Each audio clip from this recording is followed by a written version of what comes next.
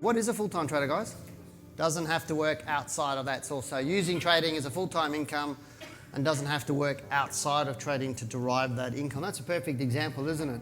Often people say to me, I go, what's a full-time trader? And they go, somebody trading full-time. But the time bit is the bit in that question, isn't it? What is a full-time trader? But really a full-time trader is just somebody who derives their income from the market.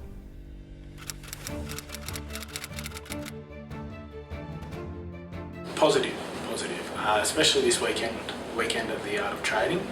Really concreted and solidly made me feel like I have made the right decision, and has made me very excited about the future. Because I had no experience in the trade market, I still didn't know whether they were just another black suit trying to take my money, until this weekend concretely confirmed everything. And it was so amazing to see that they really are a family and they really are a tight-knit community.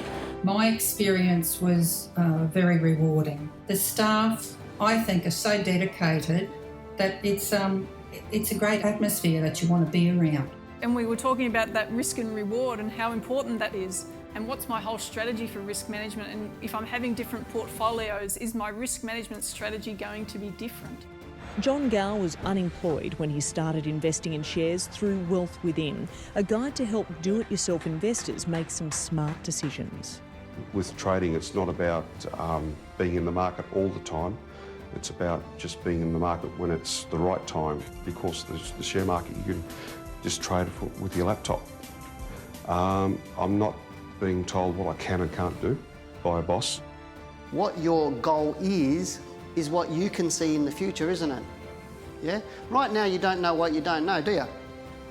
And it's like sailing a boat. If you go out sailing the boat, you can see the horizon, but then when you get there, you see another horizon. So as you're walking the journey from where you are to where you want to be, the more you can see and the more you can perceive that you can do and the more you can perceive that you can achieve, yeah?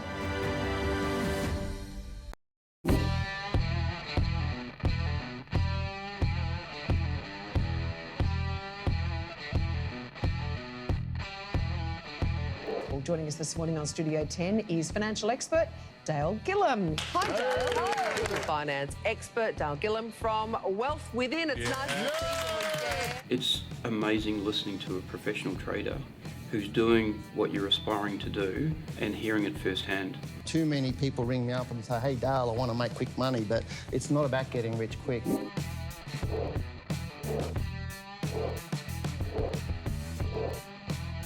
I think we can go for about 4 hours, but I'm not sure my wife would like that. So I'd say congratulations for putting your time and effort out there, because you probably don't really have to do it. You're successful traders in your own right. Thank you very much for opening up my mind with trading. So of course you can succeed, of course you can. And you're the only one holding yourself back or succeeding. And that feels very empowering, actually. A quick reminder before the show starts that this live stream is an educational tool, and as such your personal circumstances have not been considered. We hope you enjoyed this week's show. hello and good evening and welcome to Wealth Within Live, the Australian stock market show where you get to ask us the questions and we give you the answers about all things investing and trading. Now tonight we're going to wrap up what's occurred in 2019 with the stock market and get into what we think will happen in 2020. What sectors to look at and what we think will be hot and what we think will not be that hot. As always, we'll be looking at what's happening on the Australian stock market, give you our thoughts, answer your most burning questions, look at the stocks you're interested in, give our expert opinion and a whole lot more. Hello, I'm Dale Gillham, the Chief Analyst here at Wealth Within, and joining me tonight is Jingle Bells, Janine Cox, our Senior Analyst, and we're Australia's most trusted stock market educators. Hi Dale, why do I let you get away with that? It's because I've got the control. Look, it's the festive season, isn't it? And it's the time to be jolly, so I guess I have to laugh about Well, it. you brought Santa in over there. So Well, look, I did. Am I allowed to play that for you? I don't know. Who would think this is a stock market show? Well, correct. The new people probably think we're crazy. They probably do think we're crazy. Now you can turn it off. Okay. Haven't you had enough of that at the supermarket and at the shopping centre? God. Yeah, I've also got something else for you tonight before we move on. Can I do this? She's got me a hat. Thanks, guys. I didn't bring the boxing gloves in, but you'll have to put it on. I've got to put a hat on. Your head might have grown a So does that mean I'm Santa or you're Santa? Who's got the Santa? We've been told we've got to wear these tonight. Oh, God, mine doesn't even fit on. I've got a big head. My wife was right. I do have a big head.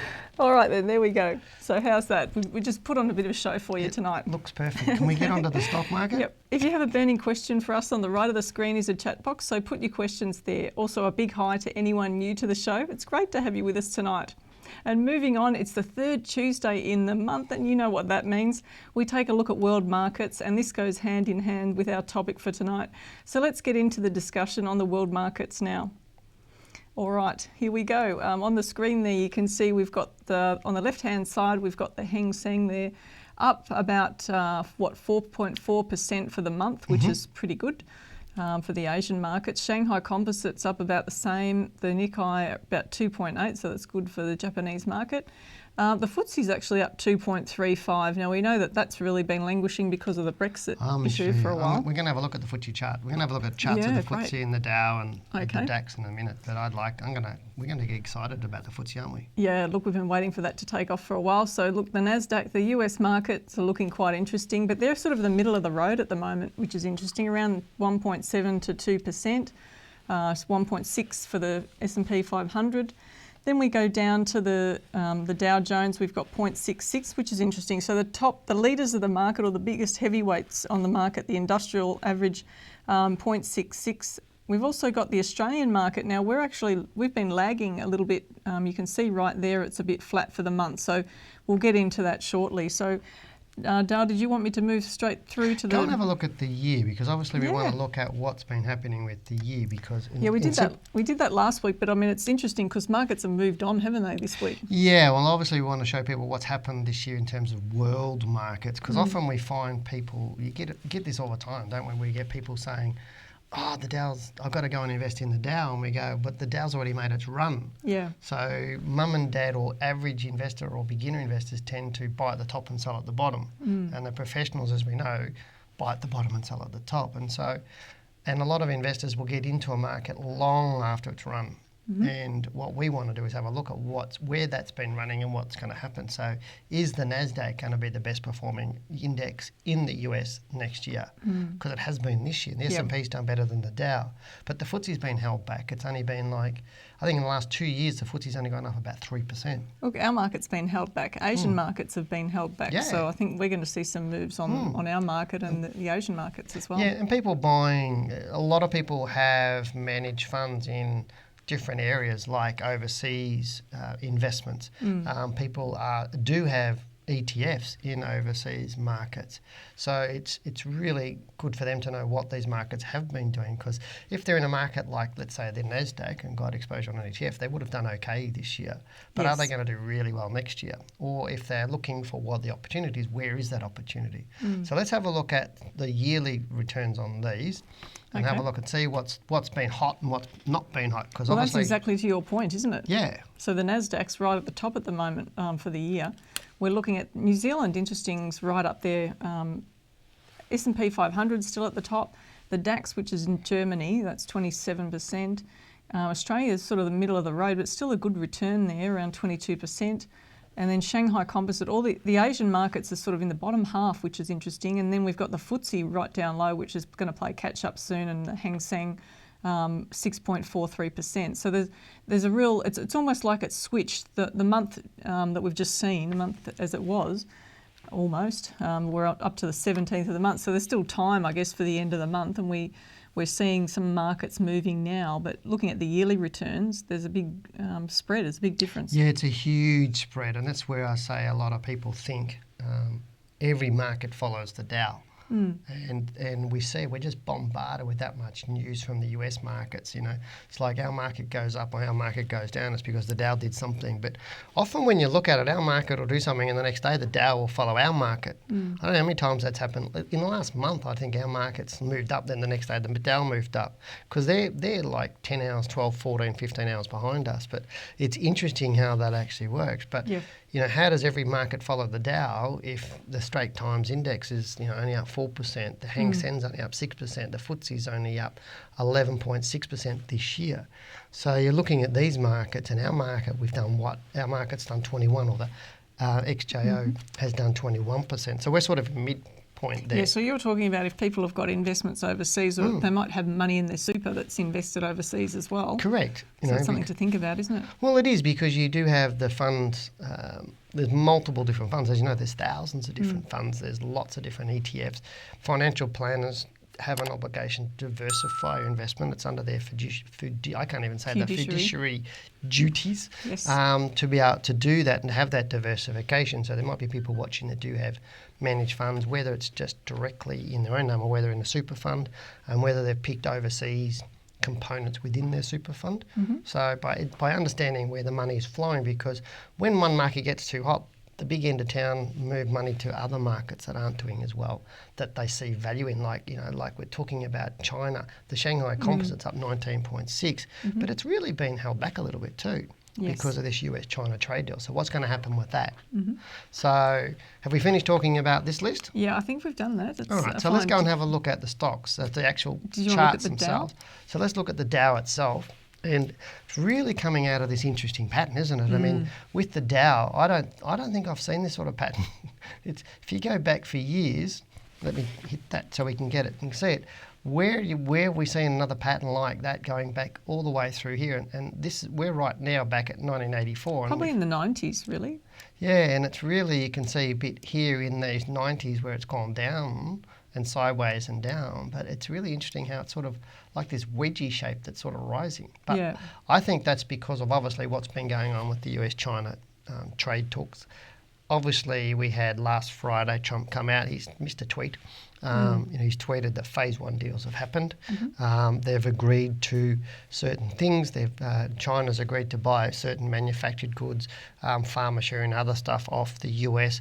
They've also agreed not to increase tariffs that were penalties that were due on Sunday. So that's all stopped. And when I was chatting with Jim Beach on my recording for today, on my interview for today, he said, what value would you put on, what weighting would you put on, like out of 10? And I just said, the first phase is the most critical, because when you're in a negotiation, the first thing you've got to do is find common ground. If you can't find common ground, how do you negotiate? So now they've found that common ground where the US and China have agreed to something, and that's all put down. And so to me, the rest of these negotiations will go a lot faster, because you've had two world leaders. Yeah, that's a really good point. Well, you've had two world leaders. So you think it's not going to dominate news as much now? No, God, no way. I think it's going to start rolling along a lot quicker now, and things will happen because you've had both leaders needed to stick their chest out and postulate a hell of a lot because their best interest is for their country. Now, love or like Trump, or love or hate Trump, I don't care what you do, whether you like him or you hate him, I think is interesting.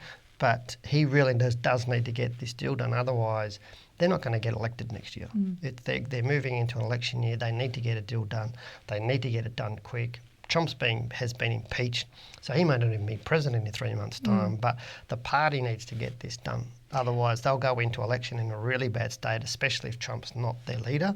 And they're going to go in with a backup president into an election. And if they don't have the China trade deal done, they'll be gone. Yeah. And to me, that's why I think it's critical that they start moving. But as I was saying to Jim yesterday, the US is in a much better negotiating position right now.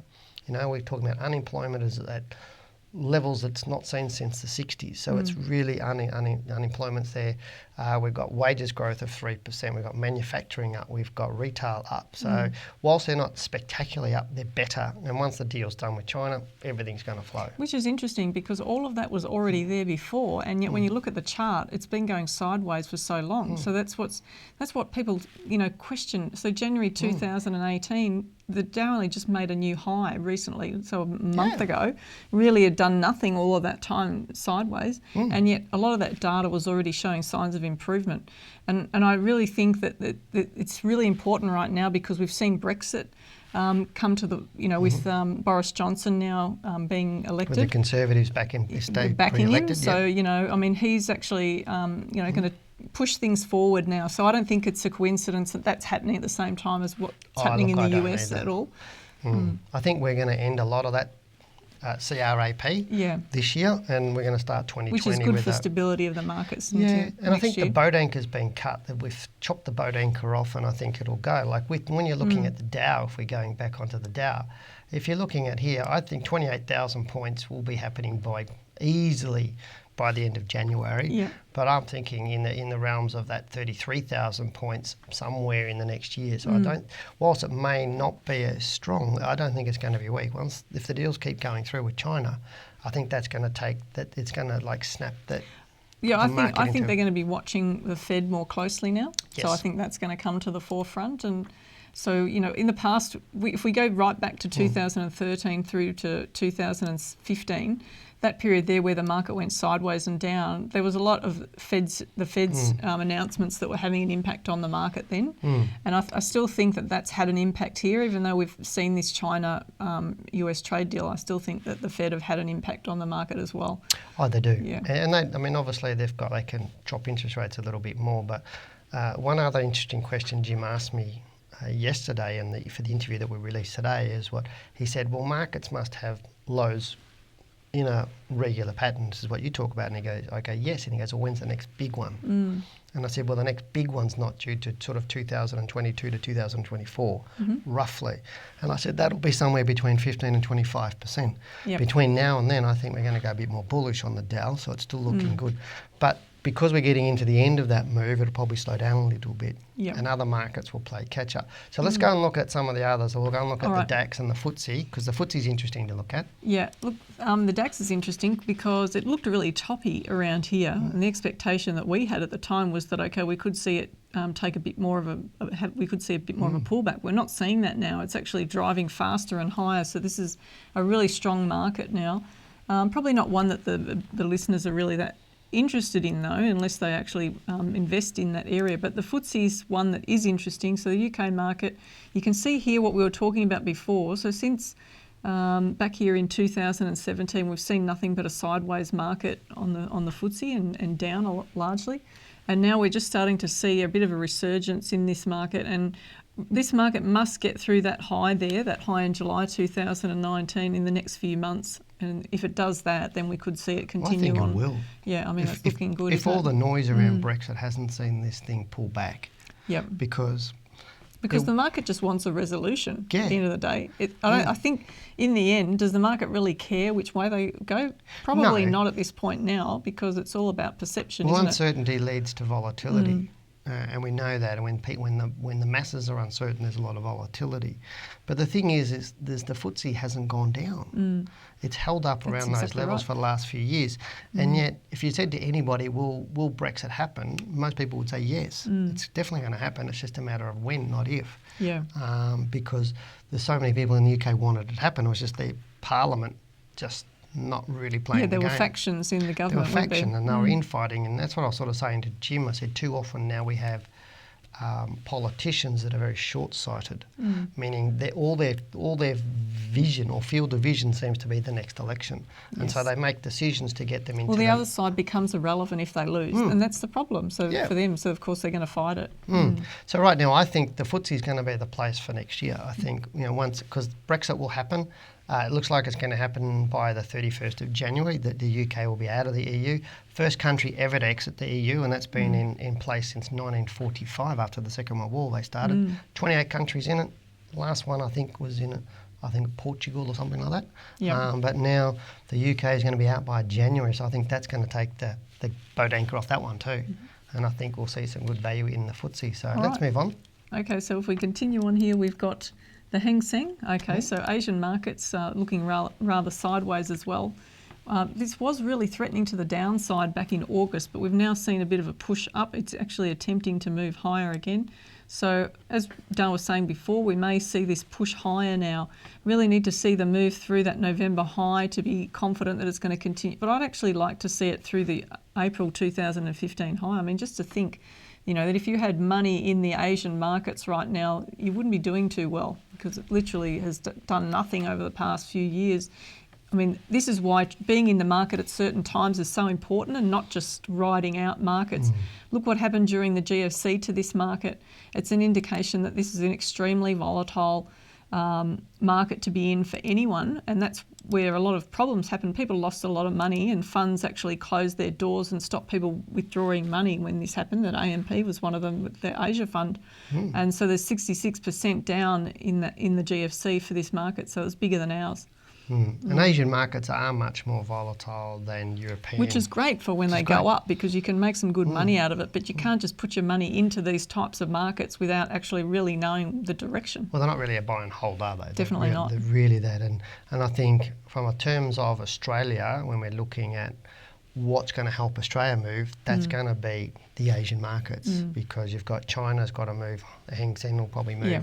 Singapore's been held right back, so if that starts to move, it'll all take that Australia with it. Well, like in your book, you've talked about that chart where America takes the lead for about 5 years, that research that organisation had done, and then the Australian market takes the lead over the American market. So that's the period that we're entering into, I think. Yeah, that's what I was suggesting a little bit earlier, where I said that the US market's going to slow down and our market will speed up, because we've only just broken a new all-time high. They've been in new all-time highs for 2 years.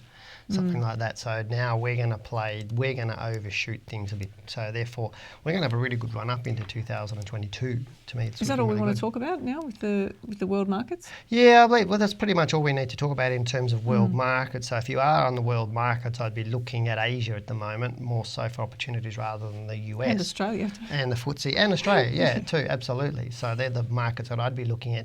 If you do have ETFs in those different areas, don't necessarily, let's say you've got an ETF on the NASDAQ, don't necessarily just get out of it, obviously, because it probably will still go up.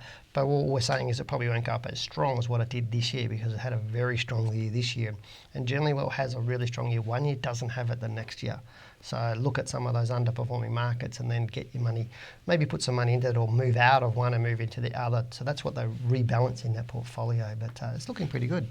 Now, should we get into the chat? Yeah, we'll get into the chat. We've got a few different people. So here's some stocks for you. We've got one from Vishvanth, sorry. I can't say his name. It's called AD8. So bring that up. While you bring that up, we've got a couple of other questions from different people. Let me scroll back down. Vishvantha says, hello, Dale and Janine. Love the show on Tuesday. Thanks, matey. Can you please have a look at AD8 for me? I have some shares in it and planning to invest more. Merry Christmas. Catch you next year. So let's have a look at that. Okay, thank you for the Christmas wishes. And looking at this, AD8, if I've got the stock right, okay, that's very, look at this bar on the chart. I've just got to check that that's actually correct, because it's an extremely big move down. I don't know if you're aware of what caused that, but you can see if we go back to the start of the data where that occurred, a big gap down on the chart, and those sort of things don't generally occur unless there's been an adjustment somewhere and the data hasn't been adjusted. So I've just checked that and it looks like it's all fine now. So let's go back onto the monthly chart and we can see that's what the chart actually really looks like. So what happens is when companies have corporate actions, there might be a company might be spun off or it might be split. And then when that occurs, then you can often see a big gap in the share price. And the amount of time that gap's there for can be determined by the company and how they report it. I can remember seeing this occur many years ago and then seeing this huge gap on the chart and thinking, oh my goodness, the market's going to take advantage of this and they're going to short this thing. Yeah. While other people are just waiting for the adjustment, which is ridiculous. But you can see there after adjusting the data that's all come in. Now this is really it's been quite a bullish stock. I don't know, when did he say he got in? Just recently, was it? No, he just said he's in it and he's got some parcels and he's looking at buying more. Okay, now it looked really fantastic a couple of weeks ago, but this bar down, 13th December, week ending 13th December, which is last week, a big sell-off. So I wouldn't be too keen, if I was looking at this stock and I held it and I was looking to increase my position or exposure, then I wouldn't be doing it right now, not until it shows me that it's actually going to go up. Because this stock is quite illiquid. You can see at the start of it there how illiquid this particular stock is. So this is the weekly chart I've got here. It has actually improved, and if we brought up volume, it would probably show that there was much higher volume now because you can see it actually on the shape of the bars. But my personal point of view for myself, if I had owned it, no, I wouldn't be putting good money into this right now. Oh, I wouldn't either, but it brings up an interesting question because often you get people saying, we say, why you want to buy more of that? And they go, because it's going down, or it's been down, it's cheap. It's below the price I paid for it. It's below the price I paid for it. So they're buying dollar cost averaging? Yeah, and they're buying on weakness. Whereas when we're teaching a trader, we teach them to buy on strength. And it's completely the opposite way. Most people buy stocks that are weak, that are falling, rather than buying stocks that are strong and just having a slight retracement. And this is that distinction that most newbies to the market don't understand. So where does that all come from? Like, I know it's human psychology, but it's the industry as well telling them to do things like that, isn't it? Well, it is. It's part of it. We're bombarded every day with ads saying 50% off, 50% off, 50% off. You go to shops all the time, and you can't walk to any supermarket or any shop without seeing signs all over the place saying this is cheaper, this is a discount price, this is 10 or 50% off. So people are getting used to looking for bargains, whereas how do you find a bargain in the stock market? It's completely different. At the supermarket I can have 2 tins of baked beans and I can go, okay, that one's cheaper than that one, it's the same product. But you can't do that with stocks. Look, I hope you buy the Australian-made one. I always do. I buy my Australian-made sauce and my baked beans and my corn and everything else. But again, it's not about doing that. It's about buying. Don't ever add to a position on a weakness. Always buy on strength and signs of strength. If you don't know how to do that, then you probably need to learn how to do that. But let's have a look at the next one. The next question's from Adrian. He's asking about CTG. Now, I'll just read Adrian's comment out if I can find it. Where are you, Adrian? I can't even find you now, matey. He wants CTG. Yep, can't even find his question, so how's that? Computer Task Group, I think it's called. Now, looking at this, you can see huge volatility. I'm just going to give you a bit of an idea as to how much volatility is in this share. Now, 60% drop we've seen, that was from the high here in 2018. So I don't know why it's actually fallen that heavily, but not a good look for the share chart. I'm just going to increase that so we can actually see what's happening there. So if you look at that, you can see this month it's actually down. It's actually opened up high for the month and then closed low. So there's a bit of indecision going on there. Now, looking more closely at the weekly chart so that we've got a bit more of a bird's eye view, we can see there that it looks like the chart's gapped down. I'm just going to adjust the history there just in case. Make sure that's up to date. But you can see this sort of basing pattern. Now, this often happens at the bottom of large formations on stock charts. So where a stock's actually been sold off heavily and we see this basing pattern, often it's the actual money in the know accumulating the stock. Now, I'm not saying this is always the case because there are cases where this sort of pattern can form and it's called what we know as a distribution, and then after that the share price can fall away. But clearly once we see a move out of that, and this is why it's always about waiting for confirmation, not about just speculating and guessing where the stock is. You need to know that it's actually moving in the right direction. So here it actually started to trade up really strongly and that gave an indication that it should rise. Now, even though there's a temporary pullback, it may not be, it may not continue to fall, but you would want to wait and see what it does from here and see confirmation of the next move up. Well, it looks like it's changing trend, isn't it? It looks like it's actually getting a bit, someone's actually sold it off for whatever reason, but these sorts of small stocks can get sold off really quickly and then reverse the other way. So, and that's why they're much trickier to trade, and you can do your dough. You can think, I've made a fantastic amount of money, and all of a sudden you lose 50% of your gains on it. And we say that all the time, and it's not unusual for us to get emails from somebody, via YouTube or whatever it is, and they say they bought this stock and they made money, and then 2 days later they don't have money. That's it's just gone, and it's like, and that's learning the hard way, isn't it? Well, it is, but that's the attraction of these stocks, but it's also the opposite for these stocks. It's the scary part. People think they look at stocks that move fast, but then people are naturally optimistic. So when they buy a stock, they don't think it's going to go down, even though intellectually they know it could. But they buy it thinking it's going to go up, it's going to make 50% for me because it's done that before over the last 3 months. But then when it goes up, they go excited. But then when it goes down, they go, oh my God, I'll sell that when it gets back up to what it was, because then they think they've lost money. Right. They've lost where because they were in profit, and then when it goes back up, they think when it gets back up to where I was at that profit, then I'll sell it. But then they still don't do that. Yep. So it's quite interesting. exercise when you're teaching people, when you're helping people out, all the different little mistakes that people make, and all done from lack of knowledge and lack of rules around things. So that's why we say to people all the time, don't trade multi-liquid stocks that lower into the market. You might hit it right once in a blue moon, but overall you're going to struggle with your portfolio returns. Let's get into the next one. We've got one from Aurelia, and she's asking about NVL. Okay, and Aurelia is saying, hi Dale and Janine, student here. Oh, welcome. Really, she's one of our diploma students. Curious to know why NVL opened at $3.60 on Monday and closed prior Friday at $2.36. There wasn't an announcement offering to buy shareholders out at $3.70 per share. Okay, so there you go. So we've had a bit of a takeover, have we, with this one then? Mm-hmm. Which is very much like what we talked about last week. Yeah, interesting. I mean, it's interesting to see. I love looking at these stocks before the takeover announcement. Now look how there's no commitment there whatsoever. In fact, the stock was actually sold off in the lead up, and I'm always a bit suspect of these sort of things. I mean, I'd be more suspect if it was going up bullish, really bullish into the announcement as well, because then you know that somebody's leaked the information. But, you know, sometimes I think, is that somebody playing with the stock who's in the know? Well, you don't know, do you? They might be selling it off and buying it, you know.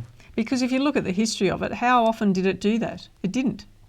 You know, we haven't seen that sort of thing. We saw it here before it took off and then all of a sudden capitulated and fell away, but it's not common for the stock to do that. No, but what do we do? Because Aurelia, did she say she owns it? She doesn't say she's owned it. So if she doesn't own it, then obviously you're not going to be buying it because it's under takeover.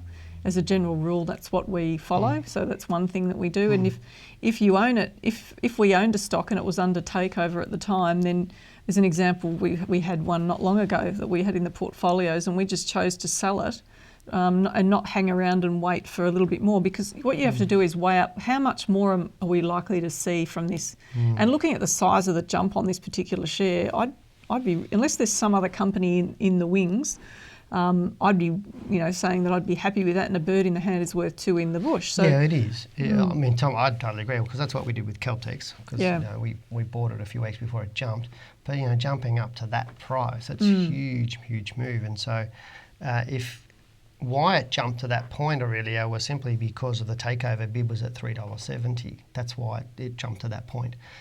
Because they always wait to after market hours to do the announcement, and sometimes they do it on a Friday after the market closes, so the first thing on the Monday morning. It means the big end of town have all weekend to have a look at this and weigh out what's going on, and the board of that company will also have the weekend, or the company being taken over has the weekend to look at the offer and decide what we're going to do. The market opens up Monday morning knowing the offer's there at 370, so bang, that's why it opens at that sort of levels, because that's what those shares are worth, because there's somebody offering to buy them at that level. And so if you're happen to be a shareholder on the Thursday prior to the announcement on the Friday night after close, then you've just done really, really well. But if the board does accept the offer, then what we generally do is we just get out, we sell on the market, and that's it. And go and take our money, put it somewhere else. We've also seen situations where brokers have talked about this stock could be a potential takeover when it actually isn't. And it isn't. They're just trying to create a bit of a stir in the market about it to drive the share price one way or the other. So you have to be really mindful of that, and don't, even on this chart, I mean, there were plenty of reasons to buy it down here that you could have been in it, but more recently, no. However, you wouldn't just go on rumour. It's a good question though, isn't it? But that brings us to the next part of our show, because we haven't talked about emails yet. We've got a few emails to go through. We thought we'd get into the chat a little bit earlier, but let's look at the emails. The first one we've got is from Lucia, who says we need to be... Lucia, yeah. So Lucia says hi. Sorry, I've got... Lucia says, hi, sorry, I had to move up my thing. I'm getting a bit slow today. He said, hi, Dale, I'd like your opinion on base resources. Should I sell it or keep it? So obviously he owns base resources, and he says, many thanks, Lucia. So let's bring up base resources. Okay, so looking at BSC here on the chart, you can see the big picture. The stock's actually been in a consolidation phase heading down, so it's more in a decline now than anything. And looking at the history of it, you can see most of its life it's spent in declines. So, it hasn't been a hugely bullish stock, and it would have to move really strongly, for my liking, up above the sort of 27 cent mark or thereabouts. I wouldn't even trade it anyway, but it just doesn't have the history of being positive enough to want to do it. And look at the liquidity of it. The bars, there's so many bars that are trading at the same range as the previous bar, and that's what tells you how liquid it is without even looking at the volume. Go to the daily chart because it'll probably look even worse. Yeah, looking at that, it'll be really gappy, won't it? Yeah, look at that. So I'll just expand that out so you can see. Do you want to explain that? Well, it's just when you start seeing picket fences like these, that's really what they are, just picket fences. That just tells you a stock is highly illiquid. I mean, you'd only look at that and you can see here that there's 14,000 shares traded at 24 cents. So I'm sure a lot of people watching this show tonight will have the money to buy the whole day's turnover. So when you see a stock that small, and that illiquid, that means run for the hills. But have a look at where it sits in the bigger picture, so you know whether it's in the top 100, top 300, or what indices is this stock in? Because if you're looking at a stock that's outside the top 200, you are taking a risk that the stock could be a little on the illiquid side, and this is where the real problems will arise for you when you're trying to buy stocks like that and then make a profit out of it and keep it. Yeah, my guess is he's, and because we don't know when he bought it and what he paid for it, but my guess is he's probably bought it after it's made a bit of a run over the last weeks or months or year, thinking it's going to do that, and now he's probably sitting in a loss. Well, it looked quite positive, didn't it? Back here in March 2019, it was going quite well, and then it's taken out this low. So as soon as a new low gets taken out, then you don't know where it's going to go after that, and that's a real challenge. But you may be able to get a trend line down there, and if it does break up higher above it, maybe look at the earliest, I'd probably say that October 19 high. If it gets back above there, it's got a chance. Yeah, but I wouldn't own that stock at the moment anyway. But let's bring on to the next email we've got. Okay, the next email we have is from a lovely lady told of, and her name is Rosie. Hi, Rosie, and she asks, "Hello, Dale and Janine. I've been watching your show for a little while now, and you make so much sense." Well, thank you. And you make sense, not me. You simplify things so that really anyone can understand. Thank you for that. I'm ready to jump on board with your courses now. So I think that was an email from a while ago, wasn't it? No, that was a couple of days ago. But she also calls herself, I think, Marie too. So okay. Yeah. So, but anyway, but I do have a question too. I have a super managed fund, and I was a little disappointed in the recent past sale I agreed to, and now there is an opportunity to buy emerging markets, WEMG.ASX, with a 10% weighting. This I do not understand, this 10% weighting, and would like clarification if you could do that on the show. Also, what do you think of these shares? It would be valuable to know your thoughts. Rosie then sent us another email where she asked, "Thank you, I worked out the 10% weighting." Well, good for you.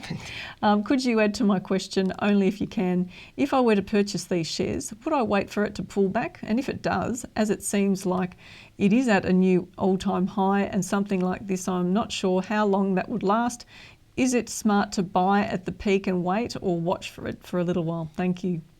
Now, Rosie, WEMG is a State Street emerging market fund that has 20 million assets under management. And according to State Street website, the funds invest in approximately 1,000 companies across emerging markets in Europe, Asia and America.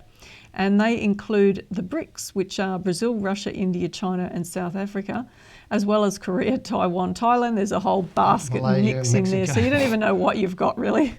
And that's the issue with some of these big ones. So basically, Rosie or Marie, this is it's a listed managed investment scheme. That's really what it is. It's a listed managed fund, or in other words, it's an exchange traded fund that we've talked about a few times here. Now, I did check the growth of the fund and this year, and that was on the State Street website, and they claim that it's made 16.59%. Total return for this year. However, I believe it's a little bit behind, as looking at the actual chart, which we'll do in a second anyway. The capital gain so far for this calendar has been 19%. And it also looks like it pays a yield or dividend yield once a year, which is around June.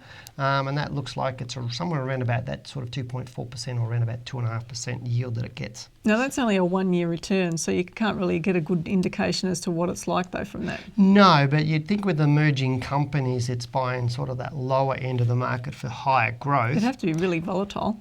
And look, when I looked at the 1 and 5 year returns and everything else, you're better off almost buying an index fund. Right. Because it has, I don't think from what I saw on the website, now I didn't spend a lot of time on it, I had spent 5 minutes looking at it, but what I saw, you probably would have done better in a index fund on the S&P 500 or the Dow or the Aussie market. Yeah, so you need to look at the returns, look at the data, don't just sort of think, oh, that sounds like a good idea to invest in that, just understand where that's going. And it's great that you're doing the course, because even if you do decide to get into some of these areas, which once you've done the course you may just decide to stick to stocks anyway and keep it simple, but if you do decide to branch out into these other things, then at least you'll be able to look at the chart and understand what the direction is. But Rosie did ask about the 10%. She did say she worked it out. Well, the 10% rule is basically one of the risk management tools that we teach. So it's really about your money management and how you're going to structure your portfolio. So with the direct equity managed account service as an example, what we do when clients come on board with us, we don't invest all the money from day one, but we actually allocate the capital into 10 positions so that approximately 10% of your money would be divided amongst 10 different shares when eventually we buy them. So that's really all it is. And then the risk is calculated from that depending on what the stop loss is that you've set, which keeps it quite low having those 10 positions. But you can do the numbers yourself and work it out. If you've got a 10% stop loss or a 15% stop loss and you've got 10 positions, 12 positions, whatever it is, then you work out a risk that suits you, really. That's what it's about. Cool. So let's go and have a quick look at the chart of this indexed ETF, or not the ETF, on the emerging markets ETF. So that's this one here. Yeah, looking at the monthly, did you want to talk about this one or do you want me to just... No, you can talk about it. Okay, it looks quite bullish now, but you can see what Dale was talking about, this liquidity side of it early on here. I don't know what size the fund, did you say it was 20... About 20 million, yeah. Now, there's different lots which of is not figures on huge, there. is it? If you look at the companies even on the ASX and you go back, one of the things you can do is do a bit of research on the company and find out the size of a company before you buy it. So if you're talking about companies that are only about 20 million, they're at the really low end of the market. Compare those to big stocks like BHP, Coles, Woolies, some of the miners and Wesfarmers, then you'll understand the true nature of trading hold. But when you're looking at buying 2018, it took out the high in May 2019, and we will have talked on the show before, stocks when they break to new highs, often they'll come back after breaking through that high, which is what it did here in August 2019. Now it's pushed on. So looking at that, I would think that it's going to run on for a bit, and it's got the benefit of, world markets, things are changing and things are in flux at the moment. So that's, I think, probably actually quite good in supporting this particular area. Okay, so let's get on to some more questions in the chat, I think. So from that point of view, I got one from Alexander. He says, hey everybody, there's some Christmas decorations. Yeah, Janine brought those in, so I'm glad somebody mentioned it, and I've got to wear this silly hat. Didn't he see the start of the show? He probably didn't. Oh, is that a comment from the early part of the show? I don't know, it's probably early part of the show. He said, my question is, you say you are the most trusted, and it's interesting where that title is from. So we do say we're the most trusted stock market educator in Australia. Where that comes from is we're the only one that has an accredited course by the federal government at diploma level. So we're an RTO, which is a government licence. We have an accredited course. Today, would you look at VRT? I'm holding the stock for more than 2 years, so let's have a good look at that. All right on the screen there now, you can see VRT, so that's Virtuous Health Limited. Coming off a bottom potentially there. Now, you wouldn't have known it a few months ago. Looking at that big bar here, you can see that was August 2019. It looked like it was done, basically. It does look like it was done. It would look like you wouldn't even bother looking at this for months and months. But looking at it now, it may have actually turned around. So this is where this type of stock, you need to know it. It's like a personality thing. This is a really volatile type of share, one that could drive up for a few months and then all of a sudden come back down. Look what it did back here at the start when it first launched. That would give you an indication of what this stock was going to be like down the track. So looking at it in 2013, we saw a number of up, and then a big decline, nearly wiping out all of the gains in just a few months. Similar sorts of things here off the low, November 2014, a few months up, and look, you would have been in a big loss if you were buying and holding it. Looks a bit illiquid to me too. It just, look, let's have a look at the weekly chart and see. So we've got the weekly chart up, huge moves on the weekly chart at times. Looking at it, you're right. Look at that, the picket fence scenario Dale was talking about, where the bars are all the same sort of range. And then we're seeing this big move up now. So this must have been due to some sort of an announcement perhaps that's come out, and the stock started to move back up. Now it could be going up, but it just looks quite ugly really overall. So what particularly did he want to know about it? Just whether we think... He's had it for a couple of years. Yeah, well... but he doesn't tell us what he paid for it, but I'm guessing it's $5 to $6 he's paid for it. Yep. If he's had it for a couple of years. Okay, so thanks for being honest. That's really appreciated. You can see here there's a gap on the daily chart, so it's going to at least rise to that level. It may continue on past this point now that it's done what it's done, but you know, it's a sort of stock that you'd have to watch like a hawk. It's not like having a BHP so currently I'd say he's in a loss situation. Yeah. And also it's probably a really good lesson for you, Jeff, why Janine and I keep talking about stop losses, because if you just followed a stop loss in my book, now I understand you probably hadn't read my book 2 years ago, that's fine. But by putting a stop loss on it, you would have exited by 15% below the buy price that you had. You would have been out of that stock pretty quickly over that period of time. In the last 18 months, you would have been in other stocks going up and not still in this stock. Because what happens when you're holding onto a stock that's falling away, it really affects this thing, that 6 inches between your ears. And it takes your focus off what you're doing with the rest of your portfolio as well. So, like Dale's saying, it's affecting you. The meat between the sandwich, your brain, is that what you're saying? Yeah. I'm just to me, while you're saying that, it reminds me of a saying from a guy called, I think it was Dr. Dennis Waitley, says, if you think you can, you can. If you think you can't, you can't. And when you're watching a share falling away, losing your money, you're always concentrating on losing more money. And so that's what's happening to your psychology. You think, I've got this terrible stock, it's going down, I'm losing money. Money. So therefore your managing of a portfolio gets affected because you're more focusing on what you don't have rather than what you do want or where you're going. And so it's really good, like I always say to people when they ask me about a stock that's falling away, I said my mum used to rip band-aids off really fast. And she used to do that because it hurts less. It's a 2-second sting rather than a 5-minute, a little bit. Always. That's why we say stop losses. Take it, get out of it, and then go on to something else. So, but right now it's looking better. It's possible it's going to go up. Right now you're in a loss situation, but I'd still have a stop loss on it, matey.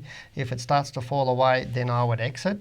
But if it keeps moving up, as Janine's saying it possibly could do, then stay with it while it's moving up. But if it does start to fall away again, you need to be clearly that's just your opinion and how you would do it. And if someone was trained, that's how they would do it. But for someone who doesn't have the knowledge, they don't. He's got a stop. He might have a stop loss, but if he bought it right up here, then the stop loss is not making any sense right now. No, but for protecting the capital, because if it starts going down here, it's then likely going to be going down right down to those sort of $3.90 levels, and that, isn't it? Yeah, I mean, look, we've seen situations where stocks fall away and then they start moving back up again, illiquid stocks like this. So it is always a challenge for people, even experienced people, trading these types of shares, where to get out. Because it's correct. And that's why we tend not to go with these sorts of shares, because your entries and exits are going to be a lot more inconsistent. And it's like Janine and I, we're looking at 70% win-loss ratios. But on a lot of stocks, you're only going to get 30, 40 or 50 or 60%.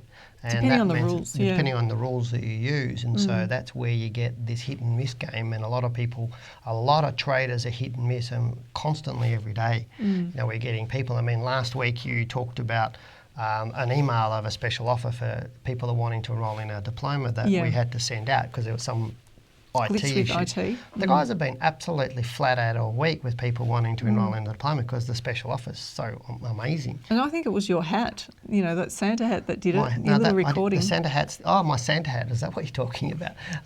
But yeah, they've been going crazy for people wanting to enrol in the diploma, and a lot of people are telling us their stories of how inconsistent they are with their trading. We fix that. Like if you're inconsistent with your trading, there is zero doubt in my mind. We'll fix it. We'll get you profitable. We'll get you consistently profitable. We'll get you making more money. And so, but you get people saying, oh, you know, the courses, it's a bit expensive. Well, so is ignorance, you know, and people buying stocks and losing money away from they falling by not getting out of it costs them far more money. But, you know, and I think time, because time is actually that's the loss in the equation that people say, I don't have the time to do it, but it's actually the time that you've lost that you could have been making that money.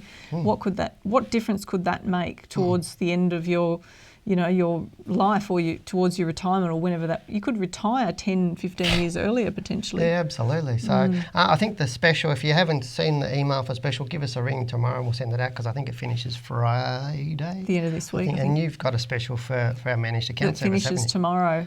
So, but if I've been inundated with requests. I know so you have. Thanks for keeping me busy, everybody, and we're working on it. If you've put your application in and we haven't actually come back to you yet, as in it hasn't been finalised, we're working flat out to get that done. Look, as long as you get your applications in before the close of business tomorrow, then we'll definitely honour the waiving of that contribution fee. So we've actually wiped the contribution fee out, which is quite significant for people. It's a percentage-based fee, but depends on obviously how much you have to invest. But you know, get in there if you're wanting to get your funds working hard for you, and we'll do that for you next year. So ring up and annoy Janine for a day. That'd be good. But we've got another question now from an email, and this one is from Sean, who asks, "Hi, Dale and Janine. I've had Woodside on my watch list for a while, and it's trending higher on the monthly and weekly charts, making higher lows on the monthly. Okay. Haven't purchased any yet. After watching last week's show, it reaffirmed my thoughts on purchasing shares in unloved sectors." Fantastic, matey. Would it be wise to wait for a pullback in price before entry as it's run hard of late? Where do you see the resistance levels? Love your show and I listen religiously every week.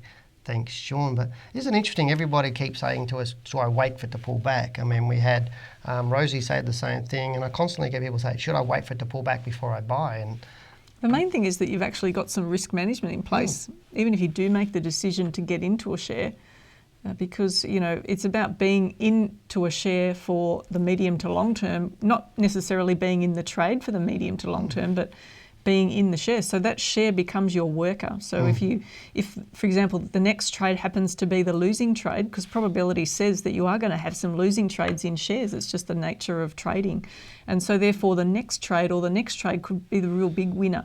I can remember years ago when I was working with somebody that they took a trade on a stock. So they'd just learnt a strategy that we teach in our course, and they took a trade on the stock. Now the first trade that they took ended up being a losing trade. Okay, and so that really affected the person's psychology. And all the while I was questioning him, because I can't give a person personal financial advice, but I can actually ask you questions and really make you think. Now, some of the students out there who might be watching thinking, yeah, she's a bit hard on me at times, which I can be. I call her the exterminator. I'm not really, I'm really not. And then, so in reality, what this person did is he was in denial about really being comfortable with the risk he was taking. And so I questioned him, are you sure that you're comfortable with the risk that you're taking? So he took a second trade when the next entry rule triggered, and it happened to be a losing trade. So what do you think that did to his psychology, having the two losing trades in a row? But the loss was only significant because he didn't actually think about, am I really comfortable with the risk I'm taking, and therefore position myself into the market with the right size positions to suit where I'm at right now. And that's what a lot of guys don't do, because they let the ego take control. But what do you think happened on that third trade that he took? I was going to say, the third trade, he didn't take it and it went up like a rocket. Well, actually, I saw it happen because I was really worried about him, and I was monitoring what was going on. And so I actually rang him. I said, how are you going? How's the trading going? And he was quite surprised to get my call. And I said, did you take the trade? And he said, no. And so then I said, well, what happened? And he said that it did really affect his psychology, and he realised that he was actually taking bigger positions than what he was really comfortable with at the time. So he could have still entered the trade at that particular point in time. But see, that's really the point of it. You know, it's like just because a stock's going up doesn't mean that you don't enter it. Now, it might have been going up for a few weeks. There could still be an entry rule. It's about how much upside there still is in the trade, that whether you take Woodside it or looks not, good to me, doesn't it? what your risk is. Yeah, Woodside looks great. So it's a common story for that to happen. Because the thing is, if let's say, because Woodside's looking really, really nice now. Let's say it keeps going up this week, goes up next week, and you're waiting for it to pull back and it goes up the week later. So where are you going to buy it then? So are you gonna wait there's for a it to couple pull of back? entries there already. Like just looking at the chart, I can see a number of reasons to get in all the way up there. And then, like you say, if it pulls back, well, so what? I mean, it's just a matter of saying, okay, I'm going to set my stop loss. I'm in this for the long haul. This is not the be-all and end-all trade. If I don't make the trade size too big, it's not going to affect me. No, but I'd say there's probably 10 to 15% at least in this stock at the moment. Well, looking at upside. it's about what you're saying is upside as well as the downside. So if the stock fell away, the last trough that's here is about 6 or 7%.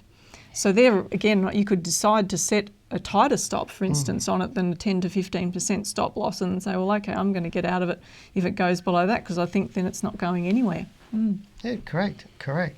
All right, so let's keep moving on. We've got one from David who's asking us about BSL. So BSL's another great one. It's a really good one. So I've got to find David. David says, hi, Dale and Janine. I've just started Module 3 of the diploma. Oh, fantastic, mate. And have been looking at BlueScope still, which is trending up on the monthly and weekly charts. Would appreciate your thoughts. Many thanks. All right, I'm just trying to bring that up now. There's some awesome stocks at the moment on the market, isn't there? BlueScope's just really weird in terms of how it's unfolded. It even gapped on the weekly chart. There wasn't actually a proper rule to get into it until some way up the move. And so you might have been thinking that about this particular share as well. Now, I'm not saying this is going to keep going because it may actually meet some resistance around the level that it's currently trading at now. You can see those bars, they're actually getting... the closes are actually quite close together, so it may actually be slowing down temporarily. But bigger picture, it's a good stock to trade is what I'm saying when your rules are met, but it can be a little bit tricky, this particular share at times. Yeah, it can be, but it's looking good at the moment, yeah. So let's move on. I got a comment from Craig Jerd. He says, evening, Dale and Janine, looking forward to another great show. Hopefully it's been great so far, matey. Just finished Module 1 case studies. Oh, well done. He says... Newbie. Yeah, well done. That's great. Already picked up new skills which help me identify my portfolio weaknesses, which are now so obvious. So great, matey. Well done on that one. Glad you're picking it all up. We've got Eloise Hamilton who says, what do you think of PIA? Okay. And LIC, it's trading at a discount to NTA, but I think PIA, let's have a look at that. Okay, so this is Pagana International Equities Limited. So this is another fund, it's a listed fund, isn't it? So this one here, looking at it, it looks like it might be setting up for a move higher right now. It's been in decline now, for a couple of years now. So September 2016, it's been falling for a long time. So this gives you an indication of what can happen with these types of shares. They can be in decline for some time, and it's not a buy and hold scenario, just remember that. But look, this is another one that could be quite illiquid, so you really need to understand it, understand what you're investing in and what the size of this particular equity is, so in PIA. But I'd say if it actually took off through that prior high there, if it takes off through $1.14, if it moves up really strongly above that, it's got a reasonable chance of kicking on higher, somewhere between $1.22 and $1.30 in the shorter to medium term. So let's look at now one for Brad. He's asking about BTH. He said, Brad says, BTH. He said, hi Dale and Janine, my new mate Shane. He obviously has been chatting with, I call Shane King Have a Chat, matey, so I'm sure you spend a lot of time on the phone with him. Looking forward to starting your diploma course in January. Oh, fantastic. So obviously he's taken up that special offer. Could I have your thoughts on BTH? I purchased in May 2018 for 30 cents. All right. What a good way to start the new year, to do a course and get yourself off to a good start. Now, looking at the stock, you can see it's really quite illiquid. So did he say 38 cents? About 30 cents, he said. 30 cents. So you've actually got in at a reasonable level by the look of this. May 2018, yep. Yeah, at a reasonable level. So right now it's really strong, but we've had a week down, right? So last week it actually pulled back, and that broke the momentum of this share. Now, soon it could be... You'd have to see if you could get a trend line up there. You may actually be able to fit a trend line up under that rise there. So it may actually soon close below that line, which would be quite challenging for the share to then keep going up, I think. But this is one, because he bought it back here in May. So where's May? Somewhere around there. It's ridden all the ups and downs. So he's ridden the downs. It's down by about 30% there and back up again. So now he's more than doubled his money. So it's been obviously hanging on's helped you in this case, so that's great. But again, it's probably not a stock that we would suggest people trade. No, From that, it's just but too right liquid. now, mate, just have a stop loss on it and make sure you protect that profit that you've got. So that would be our suggestion right now. Let's have a look at EOS for David. Now I'll find David. David, he says, hi Dale and Janine, if you get time, just for you, matey, we've got some time. Can you have a look at EOS, brought at All right. as part of a share purchase plan for $6.66. More after your thoughts on how share purchase plan can affect the price of a share. Look, I've never really monitored that, and I don't think it does. Like, I don't know if you got an opinion on that. No, not really. There's a lot of companies that do have share purchase plans out there, and I don't think it really does affect it. It's nice to know when you have share purchase plans. It's quite often it's the senior management and staff that can buy shares into companies, that sort of stuff. And it's nice to know those people are getting shares in the company from a point of view of loyalty, that sort of stuff. But right now, I don't think it's from a point of view of the stock price. I don't think it affects it that much. But the stock's looking strong. It looks good. If it actually trades strongly back up about above that 760, 750 level, that'd be quite good moving forward. I'd be just watching the downside though, because if it falls away, you've always got to look at both sides of the coin. And if it falls below that 646 mark, then it could be in for a bit more of a decline. So it's a risk management concept to actually look at the downside, even though we're looking at the upside. Like Dale says, we're always hopeful that the share's going to rise, but then what if it falls? What will your plan be? So that's that electro-optic systems. Yeah, basically you can tell them now to subscribe to the channel because you need to hit that subscribe button. It's really important, and make sure you like it because we should be wrapping up the show, but you do want to do a couple more stocks because it's the end of the year. You think it should? Okay, Sandra says we'll look at a couple more. So we've got a couple more. I'm glad you didn't bring the pink boxing gloves in, I tell you like that. It's just terrible.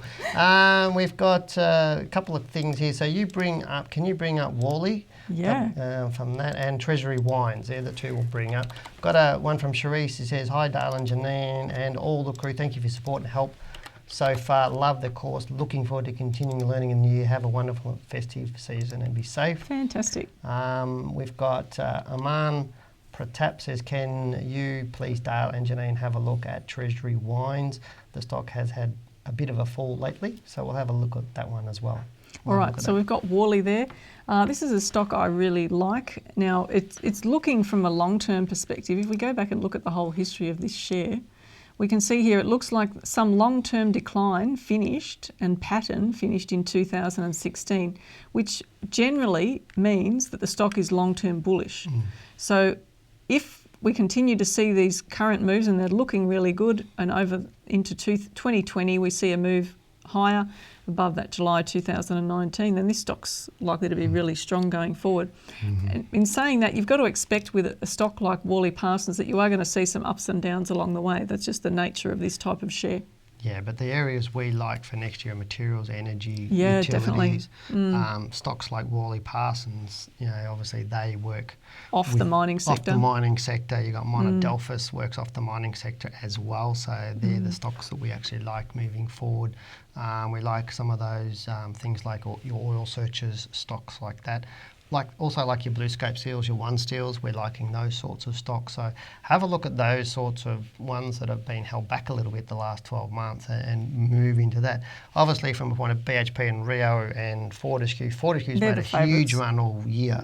So Fortescue's not going to run that hard next year, so you better be looking at Rio and BHP instead. Playing catch up. So they're the things we're looking at. So they're the hot stocks we're looking at. So to stick those on your watch list and have a look. And if you've got some rules, we think that healthcare, for example, it's been really bullish. So we think that could actually be good, but it might not be as good as what it's been the last couple of years, given how strong it's run. So let's now look at the next one. So TWE, Treasury Wine. So that is for who was that? Okay, so we've done Peters. So he said, thanks for a wonderful show, blah, blah, blah. He was wanting Worley's. He purchased for the first time at $14, but now Treasury Wines is for Aman. Okay, Aman. Now, until this month, this stock looked quite good. It is meeting a bit of resistance from that all-time high, and that's to be expected. Often stocks will go into a bit of a consolidation right before an all-time high, as you're seeing on the monthly chart there. Looking at the weekly chart, it's a bit of a telltale sign there. You can see the last 3 weeks down really strongly. So this is not a stock that I would be looking at. In fact, we've pushed this off our watch list, our short-term watch list, and put it onto the more medium-term watch list. It's still a stock we watch, but it's just not one that we're going to be looking at right away given what it's done recently. This has got a few hurdles to jump over before we'd even start looking at it again. Yeah, it looks terrible for me. So from that point of view. I got a question from, the last one we'll do is from, I'll find it, Sherlock Holmes Games. He said, great work, Dale and Janine. I've just started trading. Fantastic, and just made some money by watching your show. Isn't that nice? Wow, fantastic. So hopefully we've helped a lot more people than you help make some money just from some of the things we're talking about here, and more about how you manage your trading. He goes, can you share your thoughts on COE? So that's the last one we're going to do for 2019. Wow, COE, Cooper Energy. This is a smaller stock. Looking at it, I'm just going to put the volume on there. We haven't actually shown much volume, have we? No. So let's see if we can bring up some volume. Now you can see there, looking at it, we've got about, 17 million a week, and we're talking at 60 cents, 62 cents. So it's a small, at the smaller end of the scale. It's still okay for an individual, but it's right down on that bottom end of the scale there. And looking at it now, it's actually recovered, which is quite amazing. So it took out that low in October 2019, and it's actually rebounded. So look, I mean, if I was in it, then I would be holding it to see where it goes. I'd particularly watch what it does at the end of the next week or the following week to see whether this run continues. Because if we get another nice strong week up, that would be really good for this stock. If it actually slows down, well, then I won't be as bullish on it. But if it does actually keep going next week, then could be good for Cooper Energy. Yeah. So to me, it's just make sure you got a stop loss on it. Make sure you practice proper money management skills. Hopefully you keep making money, which will be fantastic, and then one day, Janine and I can earn your right to mentor you if you go and decide to do our diploma course. So, but right now, it really is the end of the show for us tonight. Well, that's sad, isn't it? 2019. I know. It's really coming to a close. My goodness. It is, and I've had to wear this silly hat all show, so which is fantastic. Mine's becoming a bit itchy. No wonder. I don't have as much hair as you. So did you wear this before me? Probably. Okay. I did from that video that we had with the special offer. I wore that one. But okay. Hope you've enjoyed tonight's show, and thank you for participating. Also, I'd like to thank each and every one of you for all of your support this year. This is our first year doing these live streams. We, from our first show that we did in the first week of March of this year, we've really come a long way, and I must say we have a long way to go to get our goals for this show. I mean, last week I spent 2 days in the studio with my brother, and we were building more of the set. Not that you can see that tonight, but we were doing a lot more work, and I've got the Band-Aid to prove it. Yes, I have all my fingers and toes. And I feel like I'm sitting in front of a Mack truck at the moment with the headlights on. Lights. Yeah, we've got some more lights. We bought a whole lot more gear. We're buying some more gear. I think it makes your makeup look good. It does. Well, my makeup. We've got some more gear coming for January. We've got a whole lot of things happening. So it's going to be a lot more expanded show next year. I can't wait to start talking about the top stocks again early in January. Are we going to do that January, February? Absolutely. We're going to do in January, the top stocks for 2020. So it's moving right along. If you'd like to see the show continue to grow, then remember to share it on your social media with your friends and colleagues. And I'd have to say that some of you have done that, and thank you very much for doing that. I've heard back from people that told me that they've actually heard about us from a friend. So next year we'll have some more surprises in store for you to enhance and expand what we're doing. That said, we can only do that with your help, as we do need to see subscribers and viewers increase before implementing some of these changes. So get behind us, please. Yeah, well, everybody, this is our last show for 2019, with Janine and I taking a short break over Christmas and New Year's. I'm actually going away to Canberra to see my mother-in-law with my family, so that's pretty good. So I'm not sure what you're doing. I think I'm working. Oh, good.